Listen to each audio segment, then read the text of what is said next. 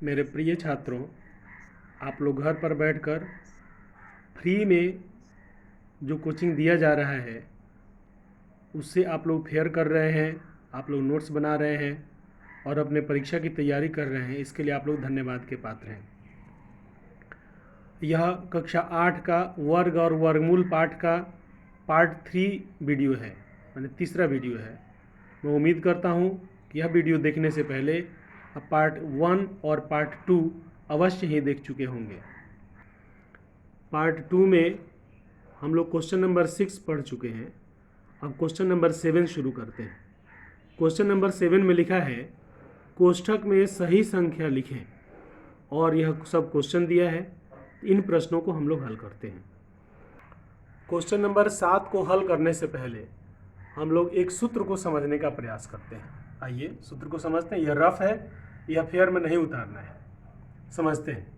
हम लोग पढ़े हैं सूत्र की ए स्क्वायर माइनस बी स्क्वायर बराबर ए प्लस बी इंटू ए माइनस बी होता है। आप लोग को ध्यान होगा, याद होगा, आप लोग पढ़े हैं यह बात कि ए स्क्वायर माइनस बी स्क्वायर बराबर ए प्लस बी इंटू ए माइनस बी। यदि नहीं भी पढ़े हैं तो यह सूत्र को समझिए। ए स्क्वायर माइनस बी स्क्वायर बराबर ए प्लस बी इंटू ए माइनस बी होता है। 3 बार मैंने इस सूत्र को दोहराया क्योंकि यह सूत्र है और सूत्र इंपॉर्टेंट होता है। आपके प्रश्न में कहता है कि 24 स्क्वायर माइनस 23 स्क्वायर, तो उसी सूत्र पर हम लोग इसको बैठाएंगे तो यह हो जाएगा 24 प्लस 23 और 24 माइनस 23। अब हम लोग जानते हैं कि 24 माइनस 23 बराबर 1 होता है, तो इसलिए 24 प्लस 23 को जोड़ देंगे और मैंने 1 से गुना करेंगे तो सेम आएगा, तो इसकी केवल जोड़ देने से हमारा आंसर 47 आ जाता है। अब बात समझ गए। इसका मतलब यह हुआ कि यदि आपको लगातार संख्या दिया हो और मैंने बड़ा संख्या पहले हो और छोटा संख्या बाद में हो और दोनों का वर्ग करके घटाव करना है, तो इस परिस्थिति में हम लोग क्या करेंगे जी, दोनों संख्याओं को जोड़ देंगे। यह ट्रिक आपको समझना है, यह ट्रिक दिया है। यह ट्रिक हम आपको समझाए हैं कि क्योंकि ए स्क्वायर माइनस बी स्क्वायर बराबर ए प्लस बी इंटू ए माइनस बी होता है, इसलिए 24 स्क्वायर माइनस 23 स्क्वायर बराबर 24 प्लस 23 इंटू 24 माइनस 23 होगा, और 24 प्लस 23 गुना 1 हो जाएगा, इसलिए 24 और 23 को जोड़ देंगे तो आंसर प्राप्त हो जाएगा।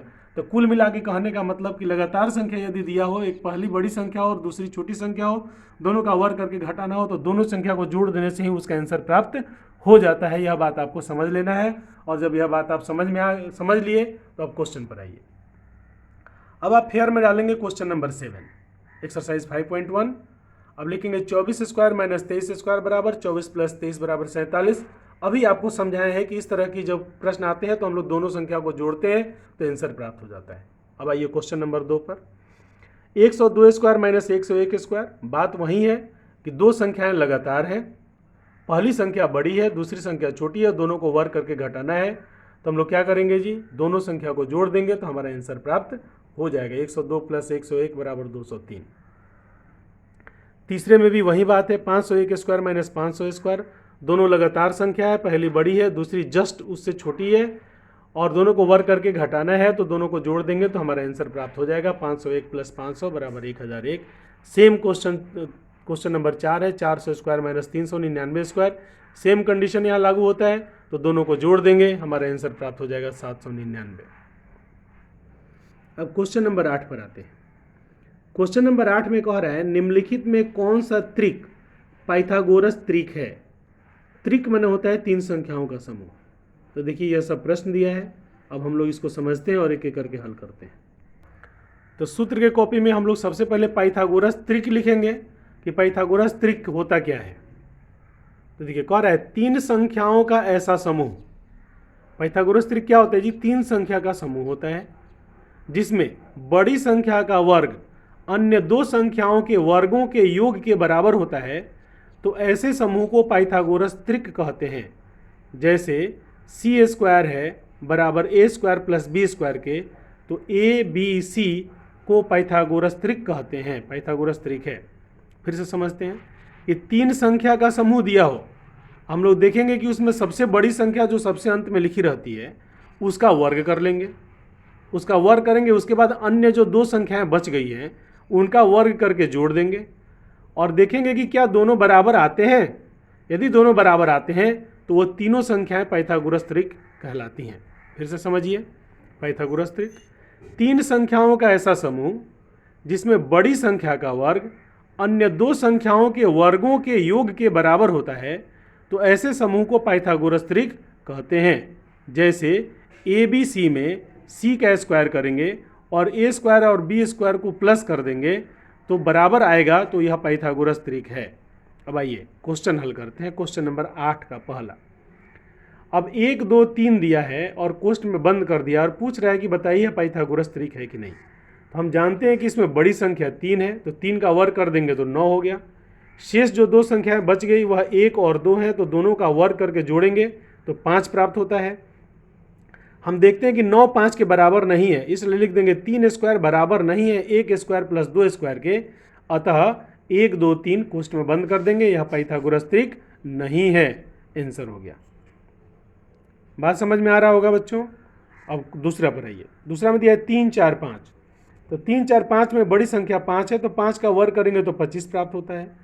अब बच गया शेष दो संख्याएं 3 4, तो 3 और का वर्ग करेंगे, 4 का वर्ग करके जोड़ देंगे तो 25 प्राप्त होता है। देखिए 25 25 के बराबर हो गया, तो लिखेंगे क्योंकि 5 स्क्वायर बराबर है 3 स्क्वायर प्लस 4 स्क्वायर के, इसके योग के बराबर हो गया, अतः 3 4 5 पाइथागोरस त्रिक हैं। आंसर। अब क्वेश्चन नंबर 3 पर आएंगे। इसमें दिया है 6 8 10, तो बड़ी संख्या 10 है, तो 10 का स्क्वायर करेंगे तो 100 हो जाएगा। बच गया 6 और 8, तो दोनों का स्क्वायर करके जोड़ देंगे तो 100 प्राप्त होगा। तो चूंकि 10 का स्क्वायर 6 स्क्वायर प्लस 8 स्क्वायर के बराबर है, इसलिए 6 8 10 पाइथागोरस त्रिक है। अब क्वेश्चन नंबर 4, 1 1 1 पाइथागोरस त्रिक है या नहीं। तो इसमें तीनों बराबर है, इसलिए हम लोग 1 का स्क्वायर करेंगे तो 1 प्राप्त होगा, फिर 1 का स्क्वायर करके 1 का स्क्वायर करके जोड़ देंगे तो 2 प्राप्त होगा। क्योंकि 1 का स्क्वायर बराबर नहीं है 1 स्क्वायर प्लस 1 स्क्वायर के, अतः 1 1 1 पाइथागोरस त्रिक नहीं है। पांचवा पर आते हैं। 2 2 3, इसमें बड़ी संख्या 3 है, तो 3 का स्क्वायर करेंगे तो 9 प्राप्त होगा। 2 का स्क्वायर करेंगे, 2 का स्क्वायर करके जोड़ेंगे तो 8 प्राप्त होगा। तो लिखेंगे क्योंकि 3 स्क्वायर बराबर नहीं है 2 स्क्वायर प्लस 2 स्क्वायर के, अतः 2 2 3 पाइथागोरस त्रिक नहीं है। आंसर। अब क्वेश्चन नंबर 6 पर आएंगे। 15 36 39 में 39 बड़ी संख्या है, तो 39 का वर्ग करेंगे तो 1521 प्राप्त होता है। अब 15 और 36 का वर्ग करके जोड़ देंगे तो 225 प्लस 1296 बराबर 1521 प्राप्त होता है। तो चूंकि दोनों संख्याएं बराबर हैं तो लिखेंगे क्योंकि 39 स्क्वायर बराबर 15 स्क्वायर प्लस 36 स्क्वायर है, अतः 15 36 39 पाइथागोरस त्रिक है। आंसर। अब क्वेश्चन नंबर 9 कहता है कि निम्नलिखित प्रतिरूप का प्रेक्षण करके छूटी हुई संख्याओं को प्राप्त करें, ज्ञात करें। तो प्रतिरूप, सबसे पहले समझिए प्रतिरूप क्या होता है। प्रतिरूप का मतलब हुआ कि कोई ना कोई उसमें सूत्र छिपा हुआ है, कोई ना कोई टेक्निक छिपा हुआ है, उस टेक्निक को आप समझिए और समझ करके खाली स्थान को भर दीजिए। तो इसको बोर्ड पर हम नहीं बता रहे हैं, इसको यहीं पर हम समझा रहे हैं, आप फेयर में उतार लीजिए। कहता है पहला देखिए, कह रहा है 1 स्क्वायर प्लस 2 स्क्वायर, मैंने 1 में 1 जोड़ने से 2 आ गया, 2 स्क्वायर प्लस 2 स्क्वायर। अब 2 में 1 से गुना किए तो 2 स्क्वायर आ गया, बराबर 3 स्क्वायर हो गया। 2 स्क्वायर प्लस 3 स्क्वायर, मैंने 2 स्क्वायर शुरू में था, 1 बढ़ा दिया तो 3 स्क्वायर हो गया, फिर 2 और 3 को गुना कर दिया तो 6 स्क्वायर हो गया, ये बराबर हो गया 7 स्क्वायर के।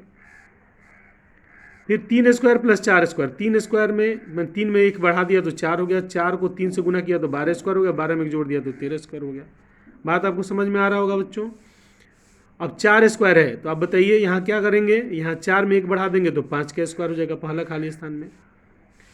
और फिर 4 और 5 दोनों को गुना कर देंगे तो 20 का स्क्वायर यहाँ लिखेंगे। तो पहला खाली स्थान में, मैंने इस खाली स्थान में हम लोग 4 से 1 बढ़ा के 5 स्क्वायर लिखेंगे, इसमें 4 और 5 का गुना करके 20 स्क्वायर लिखेंगे, और यहाँ 21 स्क्वायर दिया है। अब अगला क्वेश्चन में आते हैं। यहाँ दिया है 5 स्क्वायर, तो हम जानते हैं कि अगली संख्या इसको 1 बढ़ाने से प्राप्त होती है, तो यह हो जाएगा 6 स्क्वायर। हम जानते हैं अगली संख्या दोनों को गुना करने से प्राप्त होती है, तो 5 6 30, तो यहाँ 30 का स्क्वायर लिख देंगे, और इसमें 1 बढ़ाने से अगली संख्या प्राप्त होती है, तो अगली संख्या दिया हुआ है। यही चीज़ हम आगे फिर लागू करेंगे। 6 स्क्वायर दिया है, तो 1 बढ़ाने से अगली संख्या प्राप्त होती है, तो 7 स्क्वायर हो जाएगा। दोनों को गुना करने से अगली संख्या प्राप्त होती है, 6 7 42 स्क्वायर हो जाएगा, और 42 में 1 जोड़ने से, मैंने 1 जोड़ देने से अगली संख्या प्राप्त होती है, तो यहाँ हो जाएगा 43 स्क्वायर। इस तरह आप लोग फेयर में इन प्रश्नों को बना लेंगे, क्योंकि यह प्रतिरूप है। प्रतिरूप का मतलब होता है जो दिया हुआ है उसको समझिए और उसके समझ के आधार पर अगला खाली स्थान को भरिए। ऐसे प्रश्नों को प्रतिरूप वाले प्रश्न कहते हैं। यह वीडियो देखने के लिए आप लोगों को बहुत बहुत धन्यवाद। हमारे चैनल को अवश्य सब्सक्राइब करें और आपके जैसे जो भी उत्साही छात्र हैं जो घर बैठे फ्री में कोचिंग करना चाहते हैं, उन छात्रों से चैनल सब्सक्राइब कराएं और बेल का आइकन दबाएं। हमारे चैनल पर आपको टेक्स्ट बुक की रीडिंग प्राप्त होगी, नोट्स प्राप्त होंगे, फेयर प्राप्त होंगे और सभी प्रश्नों के आपको जवाब प्राप्त होंगे। तो इसके आधार पर आप अपना नोट्स बना सकते हैं, फेयर बना सकते हैं और सभी प्रश्नों का जवाब दे करके परीक्षा की तैयारी कर सकते हैं। पुनः आप सबका बहुत बहुत धन्यवाद।